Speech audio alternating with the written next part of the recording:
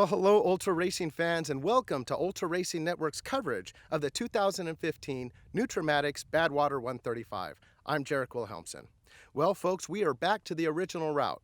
This year, the Badwater starts in Badwater, which is the lowest point in the continental United States, and goes 135 miles, mostly uphill, to Mount Whitney Portal. Mount Whitney being the highest point in the lower 48 states. 100 runners representing 23 different nationalities were invited to compete in the world's toughest foot race. So let's cut to the video and check it out. Death Valley is known for being the lowest point in the continental United States. With temperatures averaging way over 100 degrees, it's no place for rookies. But today, 68 men and 29 women will attempt to run more than an ultra distance, 135 miles, in the scorching heat. In the 38th year of the Nutrimatix Badwater 135. Last year, due to restrictions on athletic activities in Death Valley National Park, the route was altered. But by making a few adjustments, like starting at night, Adventure Corps' Chris Kosman was able to get the Nutrimatix Badwater 135 back to its original route. Yeah, so we're really excited to be back here in Death Valley National Park.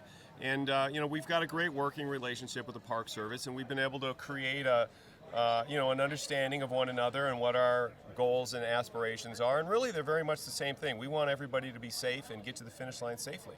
So, in order to accomplish that, the Park Service wants the runners not on the highway in the middle of Death Valley in daylight. So we'll start in the evening. Well, the race did that in 1989 through 1995, so it's not even something new. They also want the crew members to be much more visible when they're supporting the runners. So they have to wear shirts like this that are a bright color with reflective stripes on them. And then we had to put up more signs along the route warning motorists, and then just educating the runners and the crews before the race, here at the pre-race meeting, in the magazine, on the website, just so they understand how important it is that we really do the right thing so we can be back here next year and the year after.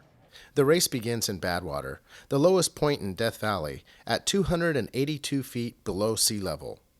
From there, the route moves north along California 190 to the first time station at Furnace Creek and the 17-mile mark.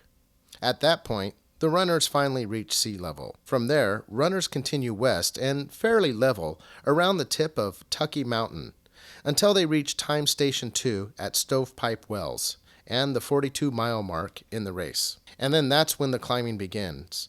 Runners will gain 5,000 feet over the next 20 miles as they summit Town Pass. They then immediately drop 3,500 feet to Panamint Springs and Time Station 3 at the 72-mile mark. Back to climbing as racers continue west to Time Station 4, Darwin, 90 miles into the race and 5,200 feet of elevation. Runners then get a little break on the way to the town of Lone Pine, but from there it's straight up Mount Whitney, and the final push is 15 miles and 5,000 feet of gain up to Whitney Portal, where victorious ultra runners will cross the finish line. And speaking of ultra runners, we have a competitive field this year. The returning male champion, Harvey Lewis from Ohio, is returning to defend his title. Valmir Nunes of Brazil currently holds the men's course record with a time of 22 hours, 51 minutes, and 29 seconds. But that was set 8 years ago in 2007, so we'll have to see what kind of pace he holds this year. Another champion, Oswaldo Lopez from 2011, is here to compete as well, and Grant Mon has finished twice in second place. We'll see if he goes for a third. In the women's category, returning champion Allison Venti of New York seemed focused as she went through registration and is looking forward to starting at night and taking on the original route. And Pam Reed of Wyoming has several wins and podium finishes under her belt, including overall winner in 2002 and 2003. So folks, as you can see, it's going to be a competitive field this year. And although we're doing the traditional route, we're throwing in a twist by starting in the evening. So we'll see how that unfolds. Make sure to go to badwater.com for everything about this year's race. Click on the link to the webcast to see the most up-to-date times and stats. Follow on social media. Look for Ultra Racing Network on Facebook to get highlights throughout the race. The race starts Tuesday, July 28th, and the first wave leaves at 8 p.m. Pacific Standard Time. So make sure to check in with Ultra Racing Network to see highlights throughout the race. And come back and check with us next week as we give you complete episodes from the beginning to the end and everything in between. And until then, I'm Jarek Wilhelmsen, and we'll see you out there.